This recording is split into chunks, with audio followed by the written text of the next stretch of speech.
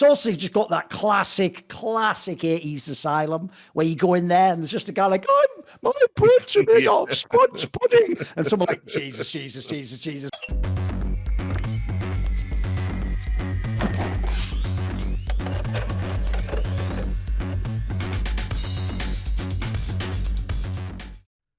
We are wrapping up our cosmic horror series this week with 1986's film From Beyond. But before we start that, as of the next series for Foreplay of 4 films that we will play, hence the joke of the name, we are going to be going into 1980s vampire films.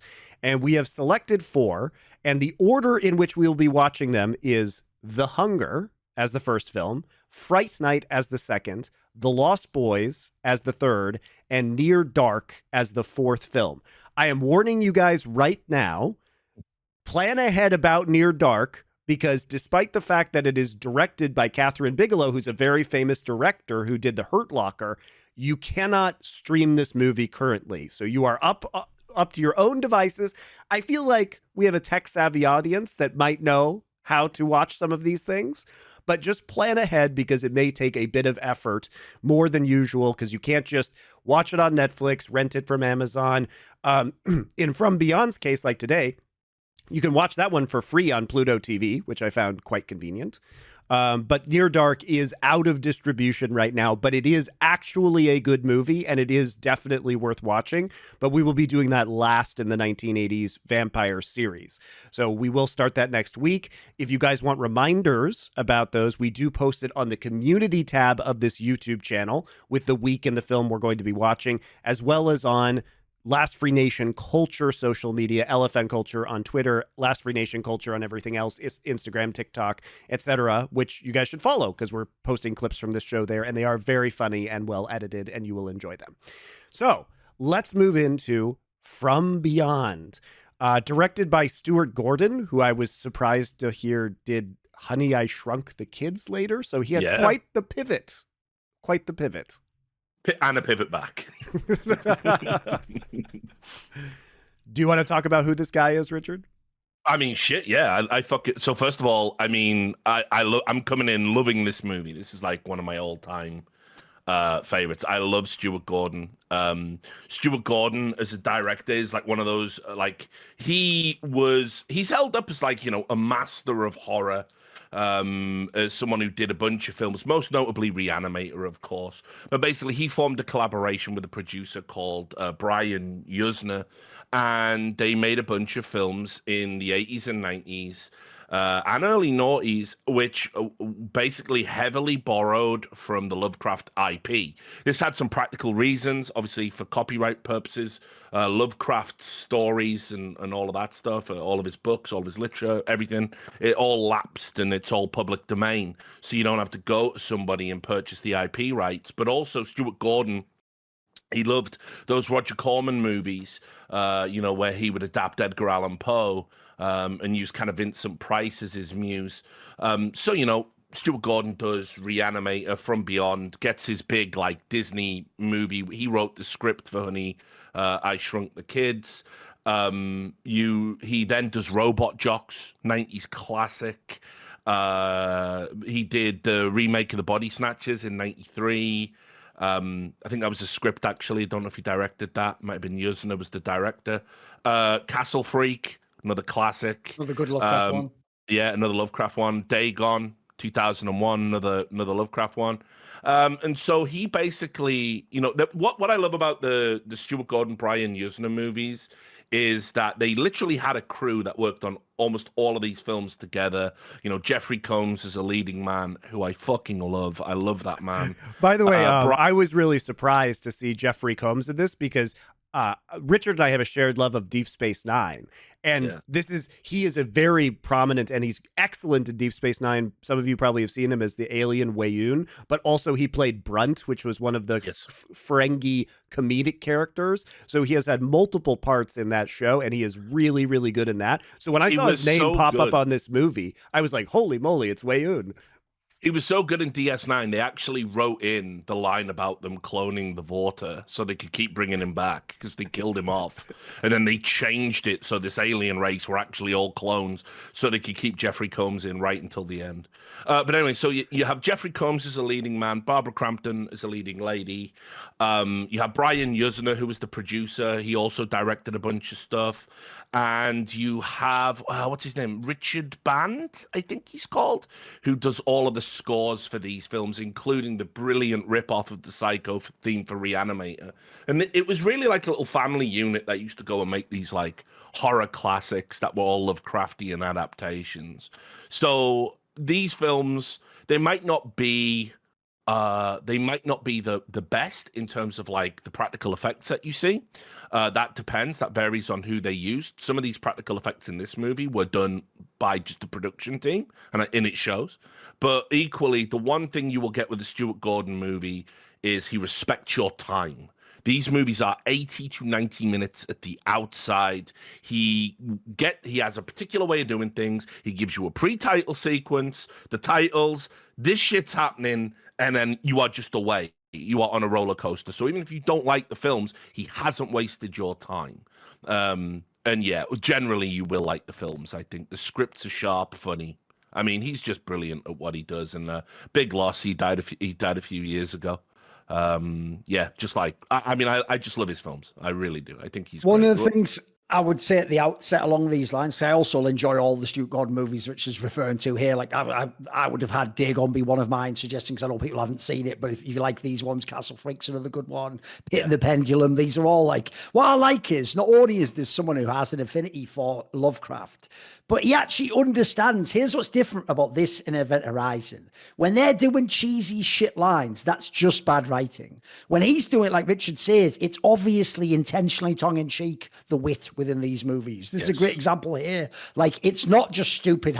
Look, what's clever is this. What this guy figured out was, to make anything Lovecraft related, you're going to need an insane special effects budget, which he doesn't have. He has, like you're saying, but this was like theater level, some of the shit in this movie and some of the other ones he made. Like, but he understands, though, 80s movies, when they're about tech, are allowed to be a bit hawky. The idea holds it together, essentially. So I actually think the era of when he made these movies, 80s into the 90s, is perfect. Like, you can actually get away with the slightly dodgy, like, you know, it's wiggly and slimy, but you can sort of let the suspension disbelief go on that one. You don't have to like worry about it. And because it's like that from the outset, like this one really is just like weird fucking like bits of flesh, like, but you don't go, oh my god, they're trying to be realistic and like scary. No, like the idea is it's putting it on the screen is enough in that sense. So to me, I think that works well. Also, it leans into the 80s cheese aspect. Like, if you don't get it, Jeffrey Combs isn't a bad actor. He's not in an Ed Wood movie. He's doing that intentionally too. Like, he really is the one that's running itself. Edward, it's running itself. And then even the fuck, I forget the name of the actor who plays like the perverted doctor, the Praetorius or whatever. Like, that guy kills it as well. It's like, no, I want to go further, see more. That's a perfect Lovecraft evil doctor character. Can't you feel it? Robert, in the mind. The mind. It's out of control. You've got to turn it off. No, I want to see more. More than any man has ever seen.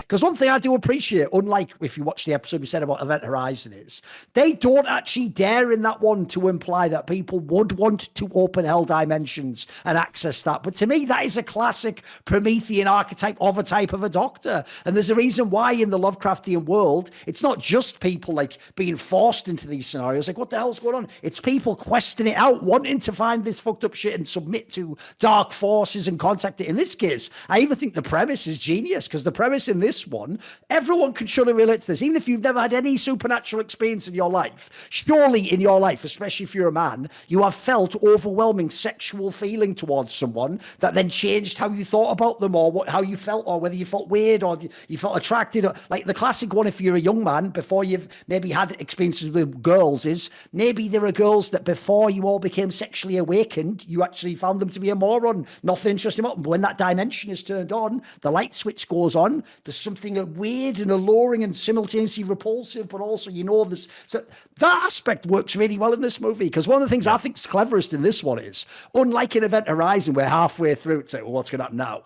The whole sexual dynamic makes this movie like twice as good. Like the idea that even the female character, essentially, after like one go, she's just into it, like, oh, fuck, bloody hell. Yeah. And it becomes a compulsion. That becomes interesting at that point in time. Now it's not just we're all trying to escape. It's like everyone has their own weird motivations and they're all being changed by it. I thought there was a lot to this movie. I gotta say I'm a fan of it as well. Right. Like, all right. Let me explain the premise again first, because we do have to start there, because you might be wondering, well, what is this like weird sexual element to this movie? It does come from a very brief Lovecraft story, which I read before we did this show, so I am familiar with the source material. And this obviously takes a lot of liberties with that, but it's because the short story is basically, it's only about one character, which is Jeffrey Combs's Crawford Tillinghast in this, and it's just a thought exercise, a very brief one by Lovecraft. It's not one of his more long pieces, like, At the Mountains of Madness, which is very well fleshed out. The concept is basically, there's a friend of Dr. Tillinghast. He gets invited over to see his crazy machine that sees ultraviolet effectively. So it bathes the room in this purple light. They see into another dimension that's being projected onto this one. They don't move because if they move, things can see them. And at the end, Tillinghast kind of dies while using the machine, and his friend shoots the machine and the police don't believe him. It's very, very brief. But they use that concept here, and effectively they add more characters. They add this kind of weird sexual element to it. It is this Dr. Pretorius who creates this machine with all these crazy tuning forks that turns everything purple. It opens up the ability to see into kind of a parallel dimension that's overlaid on top of ours. So the idea is that these flying eels and jellyfish and monsters are around us all the time. We just can't see or interact with them. It creates this field where you can, if you don't move within the field, they can't get you, basically. It's like the T-Rex in Jurassic Park. And then he ends up, Dr. Pretorius ends up dying, and then they think that Jeffrey Combs' character, Crawford, kills him. They put him in a sanatorium because he sounds like he's schizophrenic. Enter Barbara Crampton's character as Dr. Catherine McMichaels, who's saying, let's run this experiment again. She's trying to be empathetic towards the people in this sanatorium, basically. And then at that point in time, they go back with a bodyguard, turn on the machine again, and that's where they start seeing Pretorius, who's turned into a blob, Cronenberg flesh blob monster, and is trying to basically compel them to continuously turn on the machine. The machine makes them really horny, which then causes them to want to turn on the machine more and more times, and they struggle with their own compulsions. Anything you guys want to add to my very quick summary? Yeah, I think as well, there's the whole, it's not just sexuality. So Dr. Pretorius is the original dude that everyone assumes is dead, and then he comes back. His body is dead. He's just in the stupid sexy dimension. And every time he comes back, it gets better and better and better, because they sort of ramp up how ridiculous he's getting. Yeah, it's so good.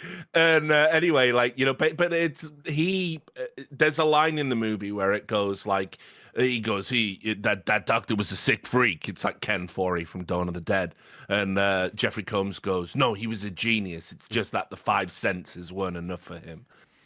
Your boss had some screws loose. He was a genius. It's just that the 5 senses weren't enough for me. He wanted more.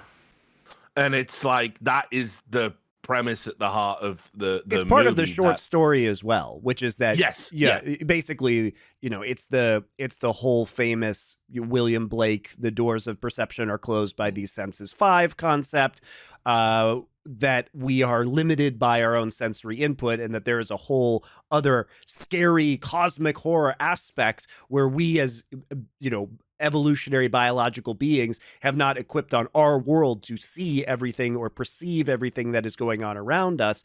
And when we start to perceive these things, or we invent technology, or these things manifest to us from space or parallel dimensions, that's the terror. That's the horror that breaks your mind. Yeah, and I think that what's interesting is this movie is basically there's a raft of movies in the mid to late 80s that all explore sexual compulsions, sexual addictions through a variety of lenses. You know, I mean, Fatal Attraction's only like 2 years away from this film, which is, you know, some people see it as an AIDS allegory. So, you know, like I did a bit of research on this, right? And basically, I think the reason this movie's actually cleverer than it gets a lot of credit for, and it's also wonderfully silly at the same time. But in the 80s, in psychoanalytic literature, there's just suddenly there's like a splurt, appropriately, of literature that covers sex addiction and hypersexuality. In like 78, you get the first use of the term addicting sexuality, which is by a psychoanalyst called Joyce McDougall.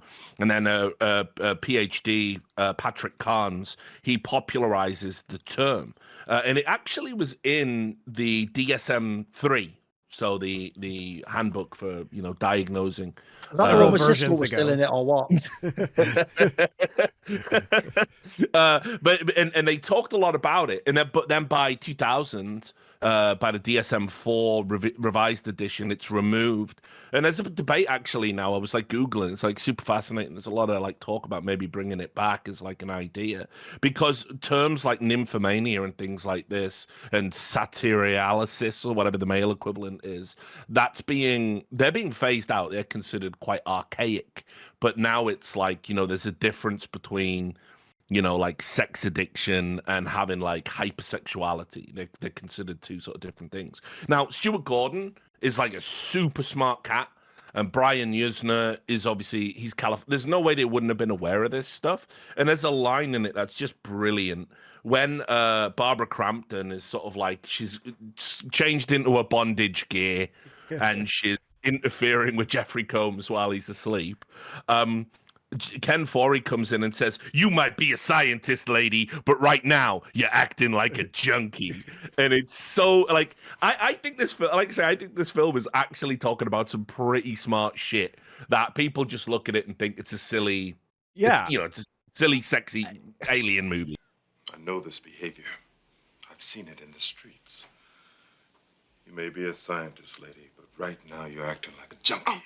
Just take him and leave. You yeah, know, it definitely makes you think much more than the like Event Horizon does. You know, it's Yes. You know, Annihilation, for all its flaws, made you think. I think this movie is intriguing because it toys with a lot of different concepts. So it's pretty explicit in the way that Dr. McMichaels, who's studying schizophrenia, says perhaps schizophrenia and these mental disorders are actually just perceiving things in other dimensions and are not not a psychological disorder at all. These people just have extrasensory perceptions and they are describing a different reality, which, you know, that there's an intriguing concept for you. I think it talks a lot about repressed sexuality that exists in people, and that people are not, you know, perhaps aware of how it's interacting with their higher level thinking, right? And what that means societally. I think that, you know, this film also explores, it does have that, as we said, like Cronenberg style body horror to it, especially because a central part of it is the pineal gland in the brain enlarging to the point where it pops out of the skull and becomes like a forehead penis. So it's pretty deliberate in its like sexual. a proboscis on like an animal, an insect. People, I mean. How's your pineal gland today, dickheads? Unreal. So it is great in that way, but it is, you know, the idea of the pineal gland is that when it emerges from Jeffrey Combs's head and he's like the mutated Dr. Pretorius, he's saying it's so beautiful because he has now basically developed a new sensory organ to perceive things that he couldn't previously. So beautiful. Now you can truly see. What have you done to him? I only awakened his sleeping pineal gland. Now, why does this make him eat people's brains? There's a mystery for you. The symbolism may fall apart at a certain point in time because it gets rather silly. But it is very deliberately silly. So I do. What do you give it think a the pass. phrase "give me some brain" means? To me, there's loads in this movie. Like, first of all, unlike all the others, which hint at it, or they're like sort of like, this is real Lovecraft. Like, this is just full on. Like, you got the Mad Doctor who's questing after knowledge, sex, power, whatever. He's willing to go beyond, no matter what that cost is. And essentially, it's this one character that he like. There's no brakes on this motherfucker. He's just all gas, no brakes the whole way. Even when he's fully wrecked out in like sort of a half hybrid dune worms, like, fuck, oh, this is brilliant. Everyone's gonna come in. It's like, nah, I'm not really buying it, but okay. And also, like, they try to tie in, like, first of all, there's another vein of movies that they did loads of like this in the 80s and 90s, which are all about the idea of exploring out a dimension. Altered States is the classic one. Brainstorm, if people remember that one, the one where they're trying to film like what it would be like to die and see the pearly gates or whatever. Essentially, like, and by the way, if people don't know, Altered States was about the guy, John Lilly, who actually invented the flotation tank. And he was a guy who, you can use a flotation tank anyway and have like sort of like dreamy, almost like a waking meditation, right? But what he would do is he would get into his flotation tank and have himself injected with strong doses of ketamine, and then just essentially tell someone like, just come and get me out in 15 minutes. And he actually almost died because of this. And basically he didn't just like do some experiments. He wrote whole books where he's having like full extraplanetary like communications and like fucking all these insane experiences. So basically that there was a vein of sci-fi movies like this. So that character is very, very actually like very much one you've seen on camera. This guy who's willing to go far and beyond. And so in this sense, we're tasked with being the Jeffrey Combs character, aren't we? We're the Tillinghast. We're the ones who are sort of like, whoa, don't go too far. Like, whoa, see a bit. And that's like the limiting factor. It's also just got that classic 80s asylum where you go in there and there's just a guy like, my bricks are made out of sponge pudding. And someone like, Jesus. And one guy's like, furiously masturbating, just. Oh no! You have to even look at what's he doing? What's he doing there? Like, I know, like every room is just the most obvious whacked out doodle who you have no empathy for whatsoever. But that's also why it's genius, because this woman then, I also love that, by the way. This is like how hawky some of the actual like dialogue put together is. Like the Tillinghast guy, remember, has now seen this terrifying vision twice, and he's almost been wrecked by it twice as well, and like almost everyone wrecked and raped in that like that. So he comes down and basically explains it. Well, obviously we can't ever do that again, and she's just like, no. Because my dad had fucking schizophrenia, you have to understand it. It didn't work out for him. And then they're just sort of like, oh, fair fucks then, yeah, just go do it again. What? That part's already just like, okay, yeah. I guess we're going now. And then also you got the whole thing where as soon as they introduce the African-American character, who doesn't even need to be in this movie, he's just the hired goon, essentially. When he just goes up and he goes, my name's Bubba. I'm already like pure blaxploitation character. I love it. Yeah. Keep this in the movie, keep him in the movie. I'm Sergeant Buford Brownlee, but my teammates call me Bubba. I used to play pro football. We were all crazy.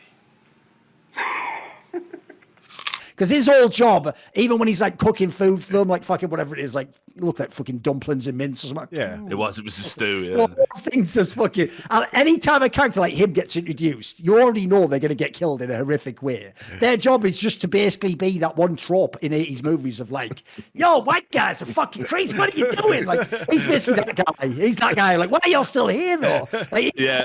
He's right every time. By the way, he tells them the whole time, leave now. And that woman's using all whack ass lines like, no, to run an experiment you have to do it twice. She's like, what are you even talking about? But yeah, but that's actually silly. That's actually one of those things where it's like, I mean, listen, I definitely, you're right. It's a bit of an embarrassing 80s stereotype, the Ken Foree character. I do like it. Yeah, because obviously he's called Bubba, he plays football. you know what I mean? It's on the nose, isn't it? My dudes. But Simpson to be in the movie. But you know, a lot of great horror directors were very imbued with the sensibility. This is why horror is like a great genre, and I think people like who watch it from afar, they look at it and they go, oh, it's exploitative of women. And then, you know, you interview the great scream queens and they're like, no, it's actually super empowering. Like, you know, think about who Freddy's nemesis is, who Jason's various nemesis, you know, are. Very often, they're about female empowerment, and the same thing often is with the racial component. Because Night of the Living Dead is so iconic in terms of what it did at that time, with civil rights very much, in everyone's minds. To have a black protagonist that was right, and the white people are losing their shit, and if they just listened to him, it would have all been okay. Super powerful. I think a lot of horror directors do borrow from that. Now, yeah, there's some embarrassing stereotypical trappings around it that I think is just some, a relic of a bygone era. But ultimately, you're right. Like, Ken Foree's character is right the whole time. Yeah. Ken Foree's character calls Barbara Crampton. Barbara Crampton is a fucking, doctor, and he's going, "You're a junkie. Like, you're addicted to the sex machine," And he's the one who calls it. And it's like, you're right. Like, if they just listen to Ken Foree, who, by the way, he ends up running around in his budgie smugglers at the end, like beautiful ripped Ken Foree. But yeah, it's like, I think he's there to basically be what we are at home. Like, stop turning on the machine. Stop turning it on. And they're just like, no, but if I just do it one more time, I'll have my finger right in the butt. Like, and so well. That's why they are addicts. And by the way, I also love in this movie, people might miss this reference, they do a fucking doubting Thomas scene out of the Bible where he's like, "Is that really you?" And then all he has to do is feel his weirdy fucking 80s figure. "Oh, it's definitely him. Look, all my hands all pressed into his shoulder." Like, I don't even really know what that's supposed to be aside from the doubting Thomas scene in the Bible. If people don't know, where when Jesus appears in the upper room, Thomas is the one who has to like feel the wound to know, "Oh, it is really Jesus," or whatever. So there's that aspect, but I did think that was hilarious. Then obviously it has the iconic scene where later on in the movie, the Tillinghast character's just doing like eating brains, like, "Oh, that's so delicious." Oh, like that. Guys, again, that's not actually bad acting. They're doing that over the top. They are trying to make that actually ridiculous. It's just like, it's obvious. What am I eating? Oh. It's obvious how over the top this is going to be just from the opening scene. Because it's as soon as that woman goes like, "Bunny, oh my dog, Bunny's what I love."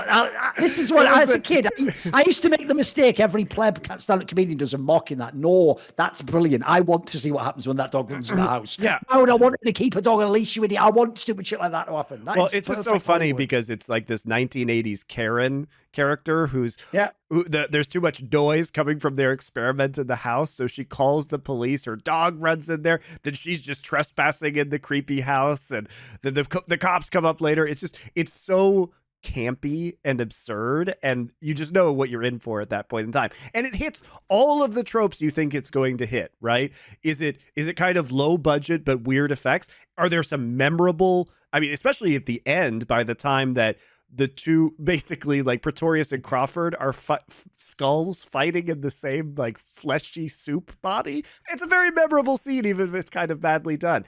Is there just boobs for kind of no reason, right? As she gets her like nightgown ripped off. And then, but even that's well done though, because he doesn't just like molest her, he makes his hand bigger, like more surface area. Yeah, I know. Oh, check this out, baby. Before he does it, the hand like it's so fucked up. But like, there's a lot of talk like when people assess this movie. And I don't know. I don't think I agree. But so, okay, in Reanimator, which again, same leading actors, Barbara Crampton and Jeffrey Combs. Jeffrey Combs plays the mad scientist, Herbert West. And there is a scene in that film, which remains one of the maddest scenes ever put in any movie ever, where a talking severed head of his professor from the university that he's injected with the serum takes his own body to pick up his talking severed head and places it between her legs with the intention of performing cunnilingus on her while she's screaming, tied to a medical slab. And this scene, I think, is why Reanimator, I don't think it got rated initially. It was like too much. Ironically, I think for Spain, when they advertised the movie, they put that on the poster, but whatever. And so in 86, when they do From Beyond, they wanted to reverse the roles, and that's why Barbara Crampton's the mad scientist in this role, and Jeffrey Combs is kind of the victim before he turns into the skinny dickhead monster. And a lot of people say, actually, you know, she's in charge of her sexuality in this movie. It's very empowering. She's the one who chooses to turn on the machine. She actually molests Jeffrey Combs in his sleep. So this is about, you know, women taking control of the sexuality. And I'm like, yeah, but she still gets she still gets a shirt ripped. She still has, you know, so I don't know. I don't know what you guys think about that, whether or not this is actually, because there's an interesting scene at the end where I think that's what they were going for. Because remember, the very prudish nurse, the Nurse Ratchet type character comes in at the end, and her job is to cure Jeffrey Combs by cutting off his skinny dick from his head. And she sees Barbara Crampton in the bondage gear and goes, look at how she's dressed. This is an outrage. You can't trust anything she says. And it's like the feminine prudishness condemning feminine sexuality. So there is like I think they went for something, but it is hard to get past the fact that there is a queasy pink space monster making his hand bigger to touch up Barbara Crampton. By the way, one thing I think will be very missed as well about this movie, it's actually one of those things where you almost need a primer if you're someone coming from the last 10, 15 years, because you have no idea how far cultural things have accelerated. Some would even say too far. Like, if you don't get it, back then, the idea that not only does this guy, not even just watch porn, he acts out his own porn, this Pretorius, and he's into S&M and just women full screaming as he's just inflicting. That's a radical idea. Like, that's not supposed to be like, oh, it's like we're just seeing what's on his browser. Like, back then, the idea is normal people watching movies aren't into that. That would be disturbing to them. The idea of like BDSM, like, holy shit. And having a BDSM dungeon with a VHS recorder in your house. Yeah, to them, that already is to show you like how far gone he is someone who's gone to the limits of the five senses. There's nothing left for him except now to go into this like extra dimension. So I feel like that will be lost on the modern viewer as well. Like that would already be considered like way beyond the pale. I mean, Videodrome. I was going to bring up Videodrome about this because it's was very similar in terms of the snuff films that are shown in Videodrome. And that was like 3 years before. And it definitely, I think it definitely informs this movie, right? Yeah, I mean, I think I love Videodrome. Same, but it definitely was part of this era. And I think, you know, there was also more of because of the change in culture around this time in the 80s, like you say, there's more awareness of this, but it's almost as if it's just terror, you know, it's a terror for society at the time. It's something that people are aware of enough that they understand what's going on in mainstream films, but it's not big enough to be normalized yet. So it still has this mystique and aura about it that doesn't exist today. Yeah, well, I mean, look, the reason why you see it, because again, horror is the ultimate genre to reflect a society's fears, for obvious reasons. And if you ever want to know where a society is politically, go look at the things they used to scare themselves with, going right the way back to like even ancient cultures. You know, this is why it was like my speciality at university. I was fascinated by this. And obviously one of the things people are afraid of in the 80s is transgressive sexuality, promiscuity, breaking down the family unit. It's a very real fear in American culture at this time. It informs so many films, many of which we're going to talk about. And again, when we get to the vampire movies, Lost Boys is all about that shit. I mean, so with as I said, with a very homosexual undercurrent, quite deliberately, as I called it on a previous episode, it's a landmark in gay cinema. But you know, if you think about what's going on in the time in America, with Ronald Reagan and what were they called, were they like the traditional values coalition, the family values, those something guys? Like that. There was a very real fear that transgressive sexuality was going to start eroding the family unit. And so you start seeing it crop up in horror. I mean, Videodrome in 83 is basically a guy who is so loathsome and odious. He's out there looking for the worst shit he can find, pre-internet, of course, which is what we all did when the internet come out, like, Google it, what's Mr. Hands up to, all that stuff, right? And like, he was out there looking for fucking, pirate TV channels and he stumbles on this thing called the Videodrome, which is the hardest thing ever, and it starts bleeding into his world. Does he have a tumor? He keeps engaging in risky behavior. There's loads of phallic imagery, and I think that definitely informs this movie. This movie, to me, is definitely about transgressive sexuality, and I think Stuart Gordon's like definitely a liberal guy, but there is a little bit of prudishness in this. Like, don't go too far.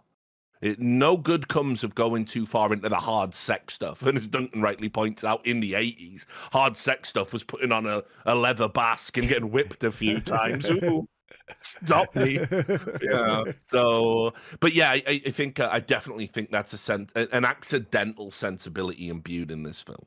By the way, what I actually feel bad for about Pretorius in this movie is he is the only character ever who would willingly have wanted to get the lament configuration from Hellraiser and actually go to that dimension. But it's in the wrong fucking movie. Yeah, that's actually the joke is you wouldn't even be tricked. You'd be going, this is fucking brilliant. Like, you actually want to go to that dimension. I feel bad for you, mate. You're in the wrong movie. Yeah, also, speaking of the hell dimension, Richard, and your point about it reflecting the fears of society, something we didn't bring up in Event Horizon was the satanic panic of the 90s and then going into the hell realm, which is I think also probably a part of what informed the what was scary culturally to people at the time when Event Horizon was made. And you will also notice, of course, that a lot of those movies, including Event Horizon, what's your concept of hell? Everyone fucking and that, like Wicked, you know, Hellraiser and all. It's so interesting. I mean, Hellraiser deliberately, because obviously Clive Barker was into that stuff, all that shit. Yeah, and basically came from that world. Yeah, exactly. And you know, everything he wrote very early on, like Cabal and Hellraiser, and you know, all of that's, you know, it's subtext, but it's text. But you know, I think with this film, I think Stuart Gordon kind of accidentally, because imagine what it's like when you're working on a piece of art, and this is why art can never exist in a vacuum. You know, you've got these external forces operating on you, and he's a media savvy guy. He wants to make a film. They've already been embroiled in like a very, you know, minor controversy, I want to say, about Reanimator, which wasn't well received at the time. And he comes into this film, and, you know, I think they accidentally end up essentially making a condemnation of transgressive sexuality. I don't know if it was intended, because I think sometimes that can happen, like your intentions and what actually comes out or how it ages. But I could be reading it wrong. But that's my take on it. I think like certainly by the end of the movie, you know, Barbara Crampton is insane. So nobody learns anything from this. There's no like, you know, Jeffrey Combs is dead, Ken Foree's dead, Pretorius is in the sexy dimension. So what do we learn? Where's the growth? Nobody really grows. It's just this thing was bad. Well, don't ever turn that machine on again. Yeah, that's a classic H.P. Lovecraft trope, though, in many ways. Yeah. No, everything totally is get that, sure. Everything is fucked, and somebody is now crazy, and nobody believes them. It happens. It doesn't happen exactly at the end of the From Beyond short story, because the thrust of it is the character says, "I saw all this stuff. Now Crawford is dead, and the cops don't believe me, but I'm also not in jail because I shot the machine and not him, and he died of kind of horror, basically." But it is people. A lot of Lovecraft is people then having to cope with their private traumas from what they've experienced, because they either can't describe what happened to them, or nobody can believe them because they had a singular experience that is not able to be replicated or shown to anyone else, which is what happens here. So I will say it is in keeping in line with a lot of the themes that Lovecraft, you know, places, and also the cosmic horror genre, which is that you've pierced the veil and there's no going back, and you can't pierce the veil again, so you're just alone and fucked in your realization. There's also at the end, there's also when they have the big square off before they go into the same body and fight each other as like little skull worms, and I fucking brilliant. Mate, this film's amazing. I fucking love it. Even saying those words, it's just so much joy. But when they have the fight, Jeffrey Combs' character says to Dr. Pretorius, "You impotent pig." And then says, "You can't make love." Yes. The greatest sensual pleasure there is to know the desires of another mind. I know your desires, you impotent pig! We are the most powerful being in the universe. She'll know, Edward, how pathetic you are! How you can't make love! And notice he says you can't make love, you know, not you can't fuck, you can't get it up. There's an implied, you know, it's the battle between the meaningless, purely pleasurable sex in the stupid, sexy pink dimension, and what the film is talking about, which is sort of a meaningful coupling between, you know, a man and a woman in a relationship, very traditional.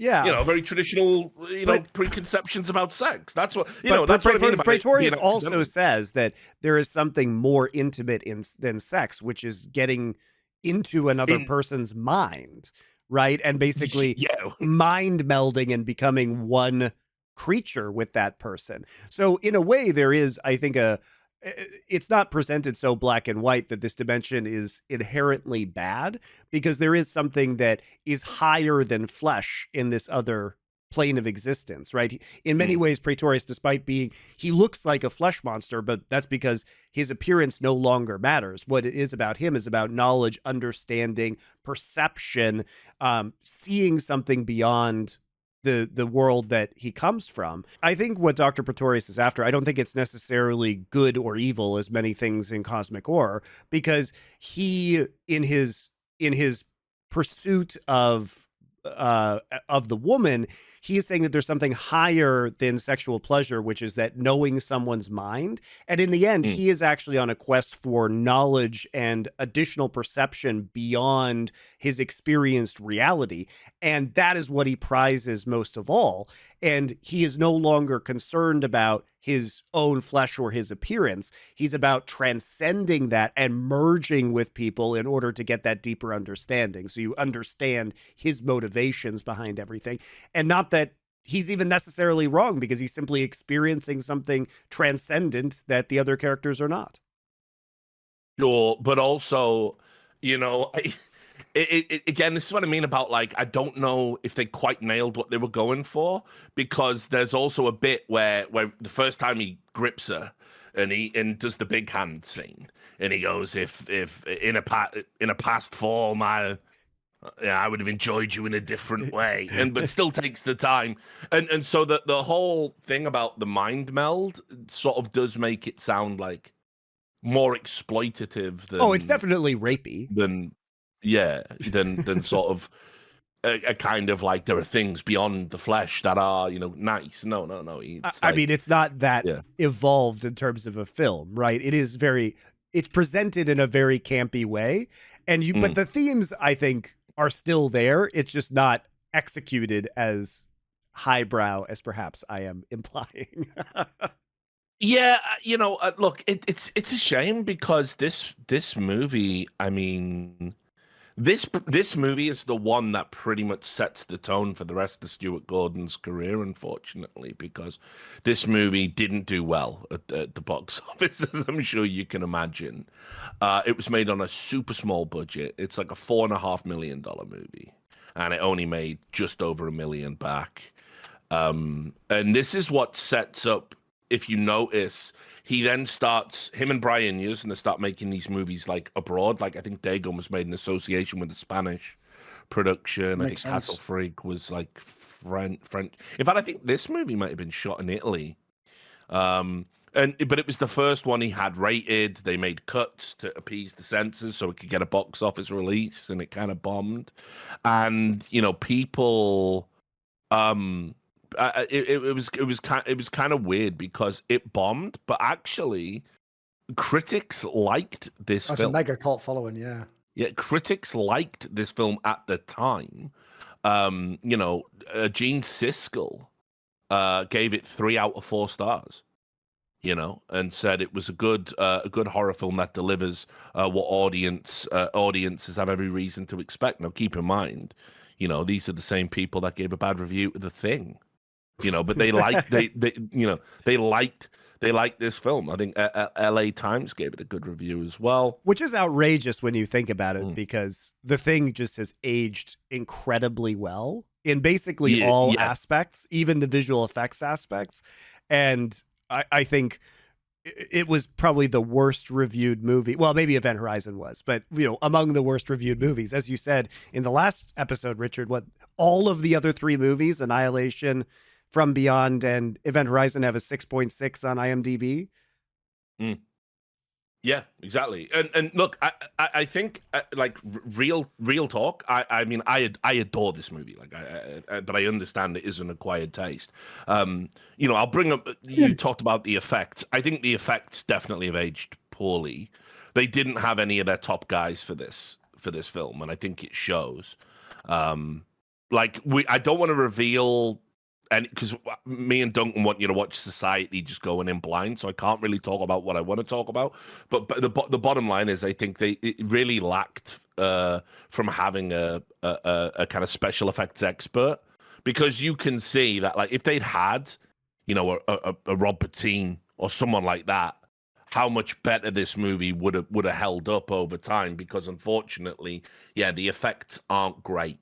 And that definitely hinders people liking the movie, because it does just descend into, like, those sandworm looking monsters at the end are pretty bad. Like, they suck Jeffrey Combs' hair off, but they give him a cool forehead penis, so there's that. Yeah, and I know I like the forehead penis. I think that's kind of cool. But yeah, so I think that's one reason why people bounce off this movie. But technically, there's so much good stuff going on. I love the lighting in this movie. I think the way it is shot and the lighting. I actually think for a low budget movie in a house, in one set essentially, where all of the scenes in this film pretty much take place in 2 rooms, I think this movie's shot brilliantly. I think it looks really good. The lighting when they turn on the machine and everything goes pink. I think this movie looks like amazing, actually. I think Richard nailed it when he said at the beginning that Stuart Gordon doesn't waste your time in these movies. He just makes it like it's like a snappy plot that gets to all the places it needs to go to, explores everything it can explore, doesn't explain too much, doesn't need to, explains as much as it needs to, get all the experiences. What I like about this movie is I like movies where they are ambitious and they actually go for it, but they don't just waste it. It's not like 4 hours of that. Like, look at I'm swanking off on smart avant-garde art house shit. Like I'll give you a random example of a movie. People know this reference, they'll understand what I mean. There's a movie called Time After Time, Monty, and it's a 70s movie where the sci-fi premise is H.G. Wells has to chase after Jack the Ripper through time in a time machine. Now that sounds shit, doesn't it? No, that sounds amazing. What are you talking about? Hollywood movies don't get made about that. It has really famous actor Malcolm McDowell, a bunch of people you'll have known it. Like, that's not a great movie. I wouldn't tell people to watch that movie, but if someone makes a movie like that, I will watch it 100%, because the premise sounds fucking insane. And how ambitious would it have to be to actually attempt to do that on camera, knowing all the failings of tech and the fact you don't have CGI and stuff. So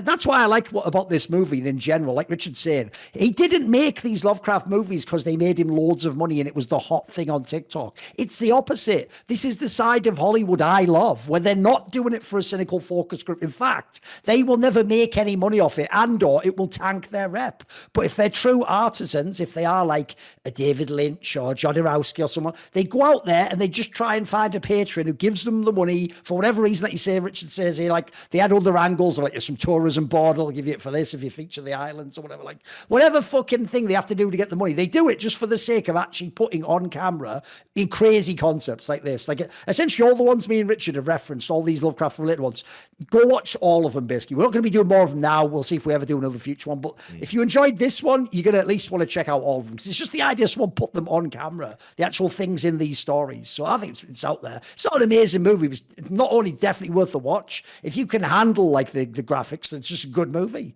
Yeah. Also, I mean, coming from the theater world, where I really enjoyed being part of theater troupes with continuous collaborators through multiple productions. I mean, what I was reading is that's what goes on here. To your point about Jeffrey Combs. Stuart Gordon's background was in theater. So yeah. But he tried with Barbara Crampton, with Jeffrey Combs, to create a theater troupe environment where you cast the same actors in different roles in different movies. And to me, like, if you just go and look up the premise of Reanimator, you'll be like, how is that not a giant Hollywood movie now? Like, why? How would someone not take that premise and immediately make a movie? It's a brilliant premise. Yeah. So, but I like seeing, the evolution of collaborations, and I haven't seen a lot of the later movies after this, which I'm going to go check out now because I find it interesting. But it is a thread that you can follow and see the artistic development of the directors, of the actors, the way they use themselves in different movies and how effective that can be. And you just, in theater, this is quite common, but in film, it is quite rare. to have this, and it's because theater is by its very nature ephemeral. If you weren't there at the time in the theater when it was happening, it's just gone right now. And so it's very rare that we actually see these things cataloged over a period of time in film, and that makes it quite unique in my opinion. Yeah, and look, there's these are the types of movies that are always going to be enjoyable because there is a sense of bootstrapping in there. There's no one that is bigger than the movie. Everyone's doing things like I think basically when you sign up to a Stuart Gordon movie, and look, we can talk about some of the stuff is a bit creepy and it hasn't aged well, and some of the racial sensitivities aren't great by modern sense, all of that stuff. But the bottom line is, when you sign up to a Stuart Gordon film as an actor, you've got to be a good sport. You've got to be willing to really swing for the fences and do shit that might be outside your comfort zone. And Barbara Crampton felt comfortable doing the stuff she did with Stuart Gordon, and Jeffrey Combs feels comfortable. I mean, keep in mind, again, as I said, he gets molested in this film in his sleep.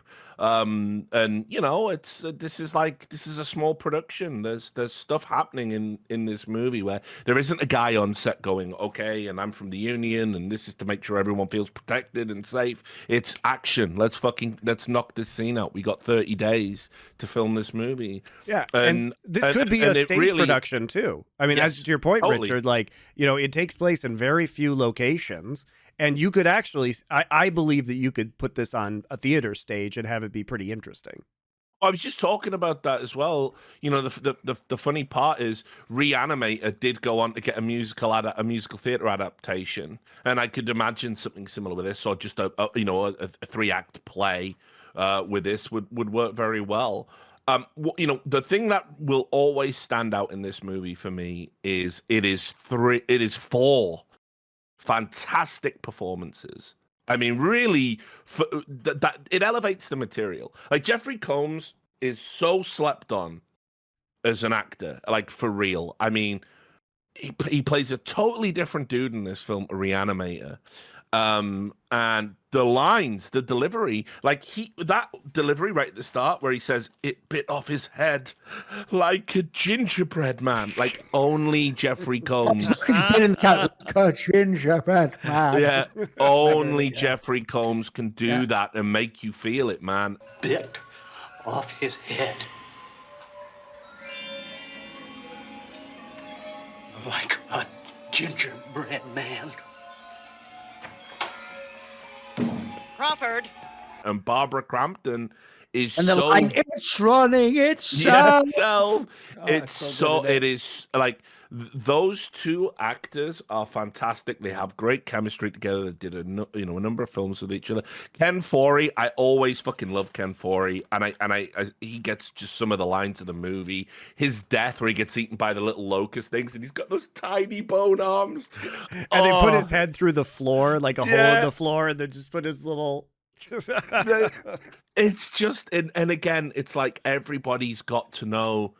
When they're out of the scene, they know this is silly stuff, but they really go full send in every single scene in this movie.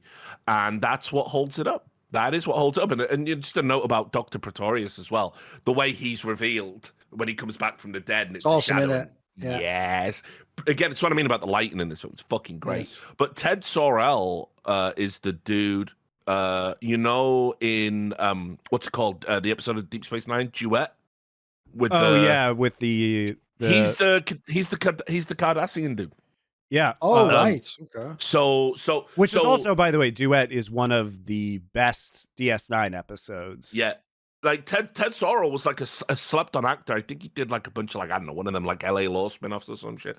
But anyway, so everyone in this film is elevating the material through performance. They are so good.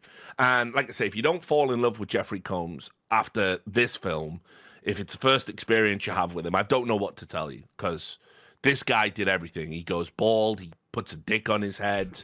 He gets molested in his sleep. He delivers some of the most campy, cheesy lines imaginable. He eats a fucking brain that looks disgusting. He's sucking people's brains out through the fucking eye socket by the end. Like, it is a full commitment to such a campy, uncomfortable premise. And yeah, like I say, out of all of the movies we watched for this cosmic horror, this is legit one of my The Thing's the thing. It sits on an island by itself, but out of all the others, this is unquestionably my favorite, and I would say the best in terms of intent to what it delivers. I think it's just very what it says on the tin. Great movie, beyond the source material. So good. I think it does fall apart for me a little bit at the end because Praetorius's motives are pretty one-dimensional in a lot of ways, and I wish we would have seen more explanation behind, because as Duncan's put it earlier, a lot of it was, oh, he's experienced the limits of pleasure of the flesh, and now he's got to go beyond, and that, like, it just kind of ends there. And then also the fact that he's sucking out people's brains, that's never explained, Richard. And let's talk about how Dr. McMichaels escapes the insane asylum and then rocks up with a bomb made out of dynamite. Where the fuck did she get that thing? And she just puts it on a 5-minute timer. Come on, man. Like, I hear what you're saying, but a lot of the stuff that happens at the end of this movie is just bad. But that's Stuart Gordon. That's a Stuart Gordon movie. We got to get to the end. We've got to blow this machine up somehow. So it doesn't matter that she's a clinical psychiatrist. She's got a motherfucking time bomb. That's it. Just deal with it. She escapes with nothing as she's committed to an insane asylum, steals the van she was in earlier, and then for no reason rolls up and pulls out a timer attached to dynamite. Where the fuck did she get that? The difference with this movie using a Deus Ex Machina like that compared to something like Event Horizon is From Beyond earns it. It earns the right to do it. Okay, Richard. Yeah, it does, 100%. Event Horizon, it's like, it's all this build up and then trying to make it real, and then they do something silly. This movie tells you exactly what's going on with the pre-credit sequence. Why was he eating people's brains? Why was he eating people's brains? Feed the fucking pineal gland. Yeah, that part wasn't as weird to me, Monty, because to be fair, like, to me, that is tied into, like, it is like tribes in Africa and the Amazon, etc., who were into, like, psychedelics, who also do believe shit like that if you eat people's hearts or their brains, you get their soul or their power. Sure. Yeah, that's famous actually, from the Aztecs as well, right? Yeah, it's sort of like an underlying theme I could sort of buy into. Because to me, the idea about that as well was, that's an element we didn't discuss that much, is obviously we can't really imagine what it's like to be the Praetorius character because he's already so alien with every reappearance of him coming in. But the joke is you are getting the sense of what it's like as the Jeffrey, whatever that guy's character name was, the Tillinghast guy.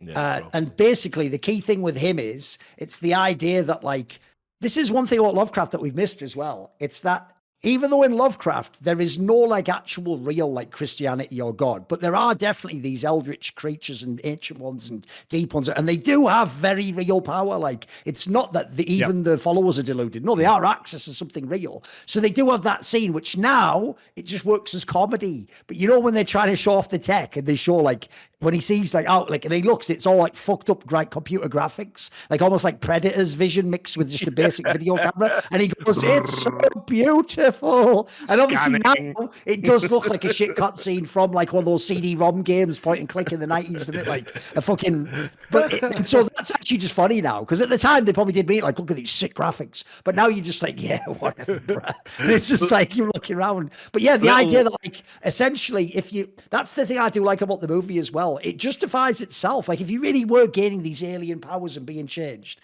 even if you're this character that actually, like, sort of initially repelled it, eventually you would get overtaken. Like, maybe then brain is the ultimate fucking superfood that power charges your pineal or whatever. Like, at that point, you've already gone beyond, haven't you? Like, there's no point reeling it back in now and just chilling out, is there? Like, at that point, I want him full on eating brains.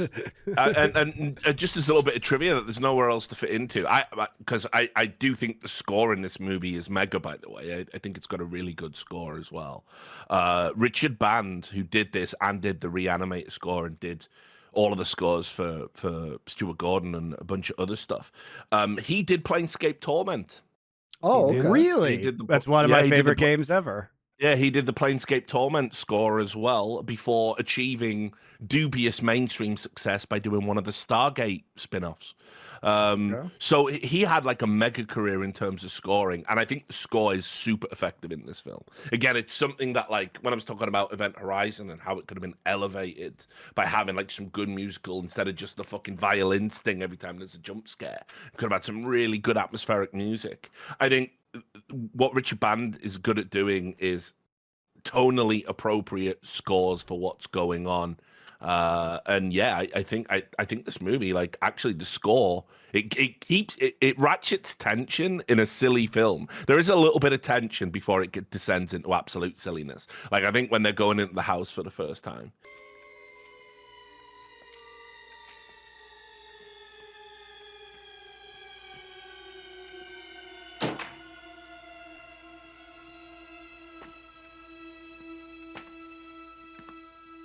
And somehow Jeffrey Combs just does a ninja vanish.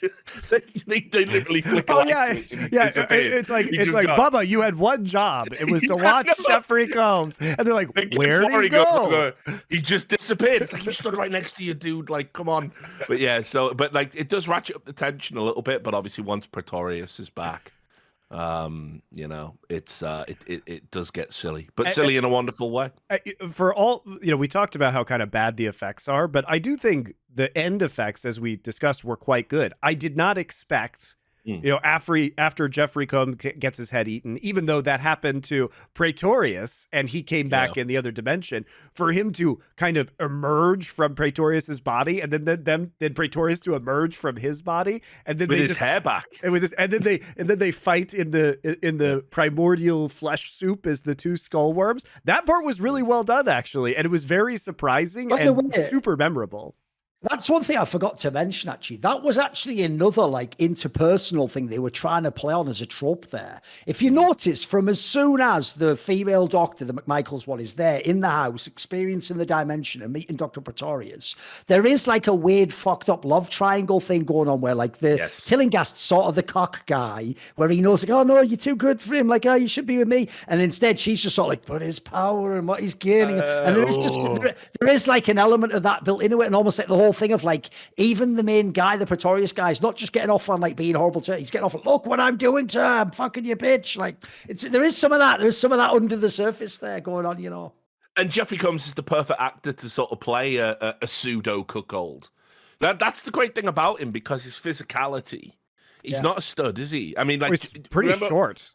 We see Ken Foree, as I say, in a pair of budgie smugglers, nothing to the imagination, absolutely ripped. I mean, like, you know, just an incredible physique on him.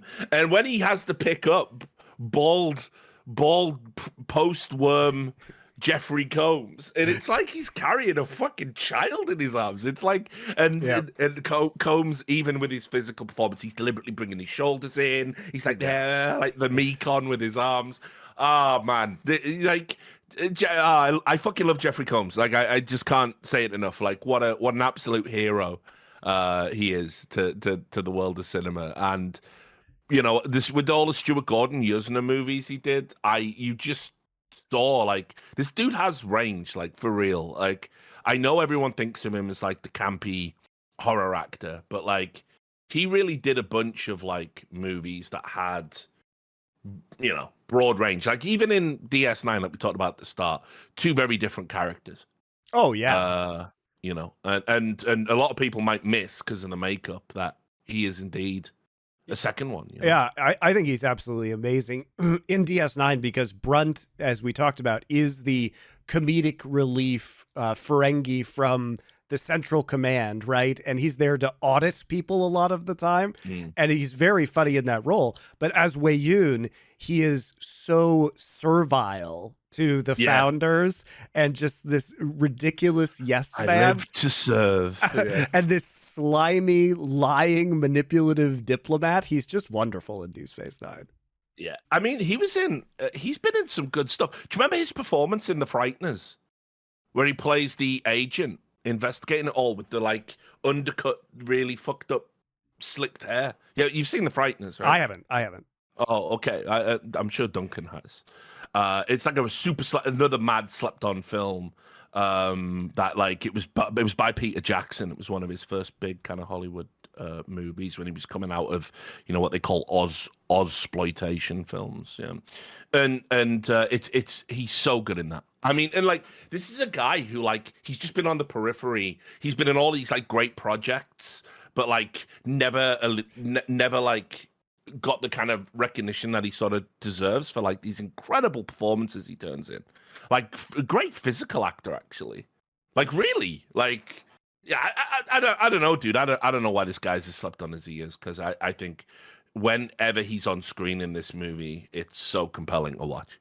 Yeah, I mean, really. Well, I think we should wrap up our thoughts on this. Yeah. And then also what will be important is because we're only doing 4 of these films. Now, we've mentioned a variety of other cosmic horror films over the course of these 4 episodes, but I think we should provide a list to people if they want to dive further into some other ones. So Sure. as I really enjoyed From Beyond, I thought you guys really nailed it, that it's really fun to watch because it is ambitious, even though it didn't have the biggest budget, and they really committed to it. The acting was quite good. It's highly memorable. I think the theme of all 4 movies we've picked is that they are kind of must watches for the genre, because even if they aren't always successful, they are ambitious and they do try things and have very, very iconic moments in all of them. Yeah. Duncan, I know you've already recommended some good ones, like In the Mouth of Madness, for example. Yeah, I mean, that's just a really good Lovecraft one. And that's Sam Neill. So if you want a better version of Event Horizon, there's one. Some of these ones that are the Lovecraft ones, Dagon, I think is a banger. It's better to know nothing going into that one. It'll surprise you. Castle Freak's a pretty cool one. Has a very unique sort of take. Essentially, it's Frankenstein-ish in what it does with some of the interesting parts of the character. I had one that I put on the list that I knew we'd never get to. But if you like movies like Hellraiser and this sort of an era of movie, there's one called Lord of Illusions. It's from the 90s that no one's seen. It's this one where there's a guy who's like a sort of magician cult figure, and he's chasing after some sort of a Hellraiser. Like, really, essentially, it blurs like the lines between horror and like sci-fi. That's a pretty out there one. Obviously, Hellraiser itself, we could easily have done the original. You don't have to watch any of the other ones or know any of the backstory. The original movie as a standalone is just a banger. Essentially, it's just a mega episode of the Twilight Zone or something. Yeah, for me, I mean, The Lighthouse, fucking great. Love that film. The Matrix before The Matrix, Dark City, beat for beat, they ripped that film off. The Mist, Frank Darabont, one of the best Stephen King adaptations. That's a very good movie, yeah. Yeah. Under the Skin, with Scarlett Johansson as an alien luring men into sex and eating them. Okay. Very weird film. And Jacob's Ladder. Classic. One of the best body horror movies ever. Yeah, we also on our short list of which we picked these 4 films, we also had Sunshine, which was another Alex Garland movie. In the Mouth of Madness, which we've mentioned as well, another John Carpenter movie. And then one of the more recent ones we were discussing was Color Out of Space, which is a Nicolas Cage adaptation of the famous Lovecraft short story, which actually is quite a good movie. I really enjoyed that one recently. Yeah, and I watched The Void as well. I watched that not that long ago, and very surprising, very visually good. I mean, I don't know if it's a good film, but also definitely interesting visual. And Alien. Yeah, we didn't do Alien because we figured that would be it's too mainstream, and probably we just assumed everybody had seen it. It's also been talked about to death, so. Didn't Imagine seem like Jeffrey Combs in Alien. That'd be fucking great. Like, he's John Hurt's character. All right, guys. Well, that's going to wrap up Cosmic Horror for us. Next week, we are going to start 1980s vampire movies, kicking off with The Hunger. So we'll see you then.